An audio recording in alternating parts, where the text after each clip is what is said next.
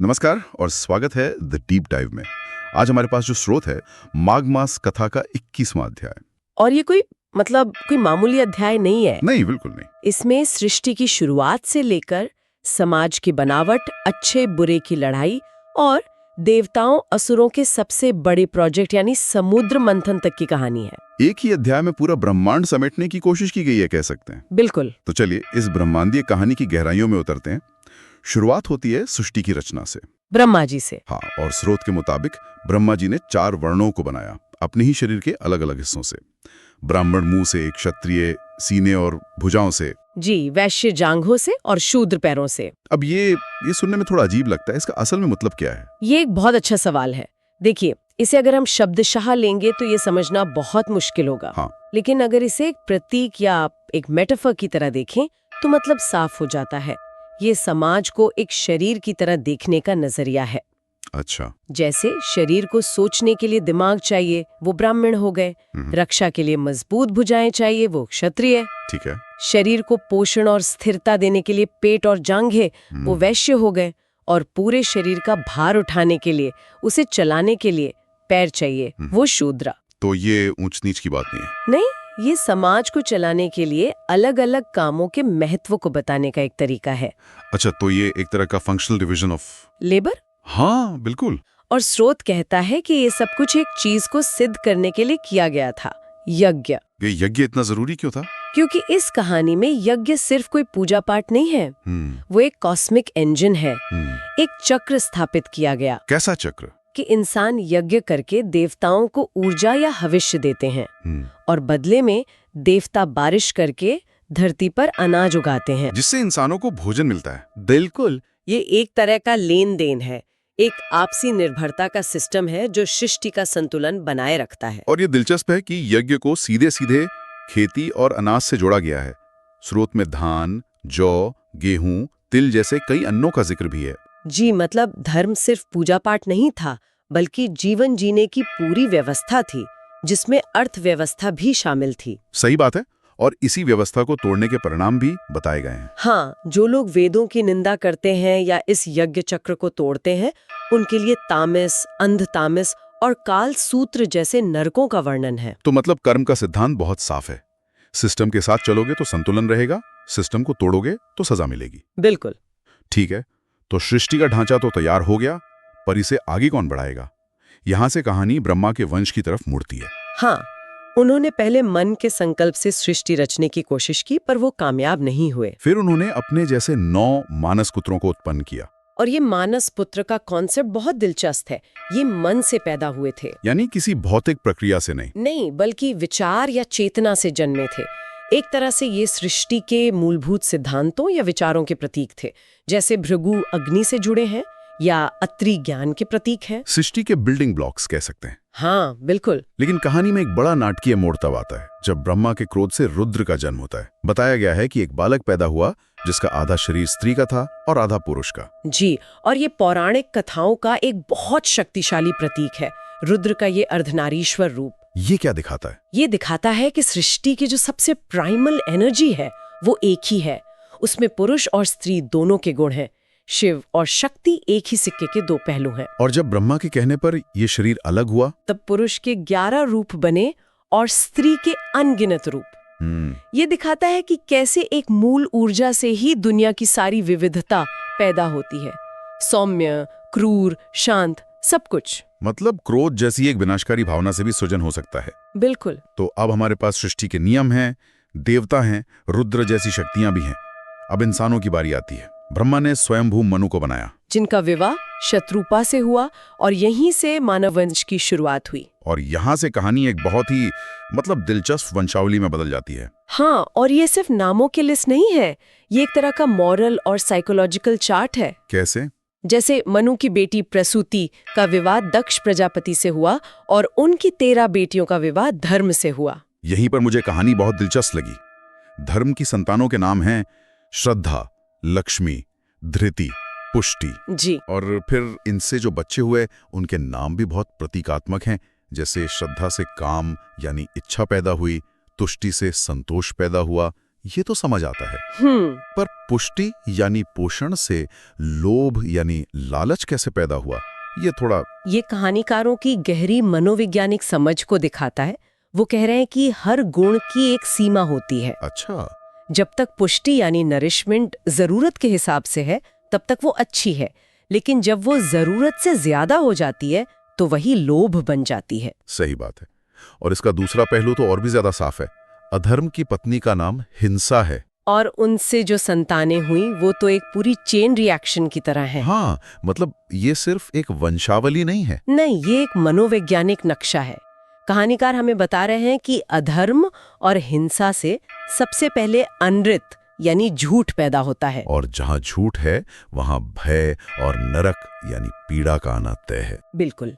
फिर भय और माया मिलकर मृत्यु को जन्म देते हैं और नरक और वेदना से दुख पैदा होता है। ये तो एक पूरी श्रृंखला है।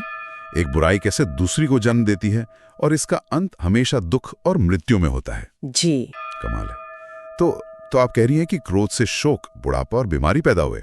मतलब हमारे नकारात्मक भाव ही बुढ़ापे और बीमारी की जड़ हैं। एक तरह से कह सकते हैं ये आज की मॉडर्न मेडिकल साइंस की माइंड बॉडी कनेक्शन वाली बात हो गई। हाँ, ये दिखाता है कि हमारे पूर्वज मानवीय भावना और उनके नतीजों को कितनी गहराई से समझते थे। बिल्कुल। अच्छा, अब कहानी में एक बड़ा ट्विस्ट आता है। पहले बताया गया था कि लक्ष्मी भृगु ऋषि की पत्नी ख्याति की बेटी थी, लेकिन फिर सवाल उठता है कि हमने तो हमेशा सुना है कि लक्ष्मी जी समुद्र मंथन से प्रकट हुई थी। ये क्या चक्कर है? और पुराणों में ऐसे विरोधाभास अक्सर मिलते हैं।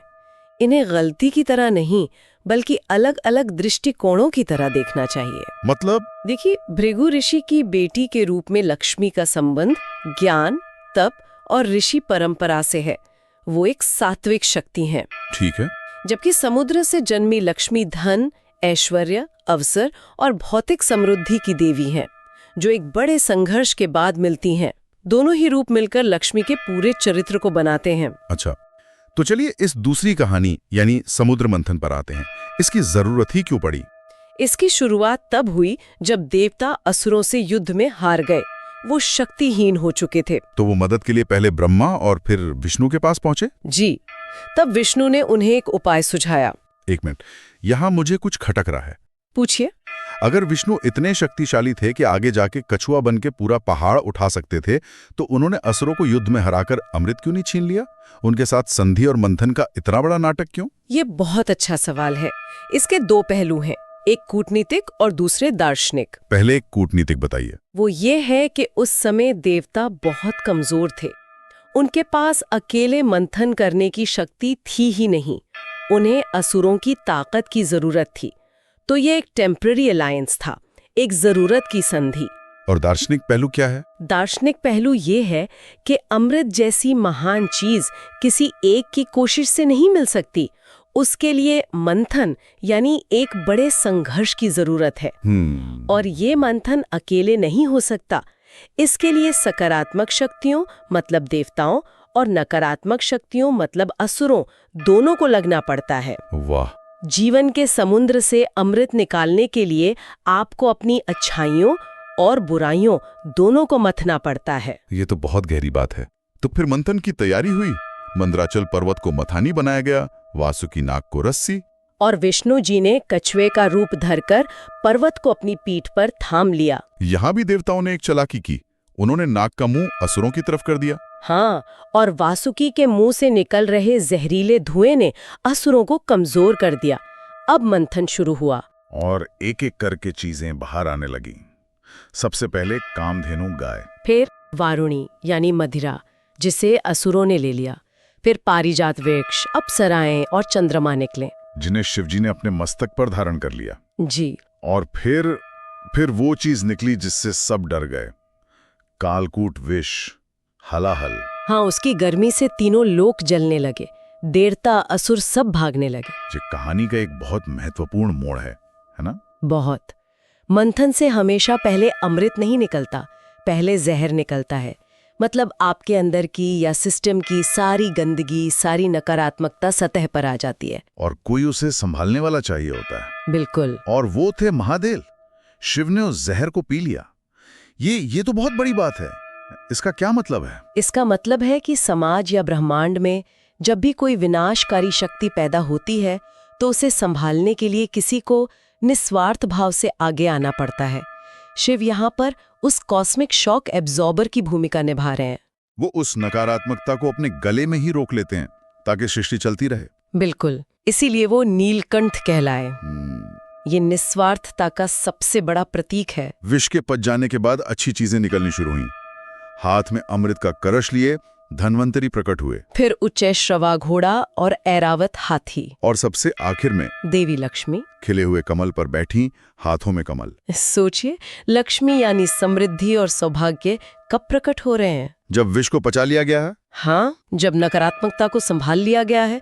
इसका संदेश साफ है, सच्ची समृद्धि बड़े संकट से गुजरने और उसे संभालने के बाद ही आती है। तब महर्षियों ने श्री सूक्त से उनकी स्तुति की और अंत में ब्रह्मा जी के आग्रह पर भगवान विष्णु ने उन्हें अपनी पत्नी के रूप में स्वीकार किया। जी। तो इस एक अध्याय में हमने सृष्टि की बनावट, समाज का ढांचा, धर्म की मनोवैज्ञानिक जड़ें और एक महान ब्रह्मांडीय घटना सब कुछ देख लिया। ये सिर्फ कहानी नहीं, बल्कि जीवन जीने का एक ब्लूप्रिंट जैसा लगता है। हर पात्र, हर घटना एक गहरे अर्थ को दर्शाती है। बिल्कुल, ये कथाएं हमें ब्रह्मांड के नियमों, मानवीय गुणों और दैवीय हस्तक्षेप की प्रतीकात्मक व्याख्याएं देती हैं। सही कहा। एक बात और, इस कहानी के ठीक बाद स्रोत में नारायण कवच, तुलसी चालीसा और विष्णु सहस्रनाम जैसे कई स्तोत्रों का लंबा पाठ दिया गया है। ये थोड़ा अजीब नहीं लगता? इतनी बड़ी कॉस्मिक स्टोरी के बाद सीधे सीधे भक्ति और सुरक्षा के मंत्र। ये एक दिलचस्प सवाल है। क्या ये कहानियां सिर्फ ज्ञान के लिए हैं या इनका कोई और मकसद भी है? आप क्या सोचती हैं? शायद इन कहानियों का असली काम एक माहौल बनाना है। जब हम सृष्टि की इस विशालता, देवताओं की शक्तियों, असुरों के डर और शिव के त्याग को समझते हैं, तो हम अपनी सीमाओं को भी पहचानते हैं। मतलब ये कहानियां हमें हमारी अपनी जगह का एहसास कराती हैं। हाँ, और शायद उसी एहसास से सच्ची भक्ति का जन्म होता है। ये महसूस करना कि इस बड़े ब्रह्मांडीय नाटक में हम अकेले नहीं हैं और हमें भी एक संरक्षक की जरूरत है।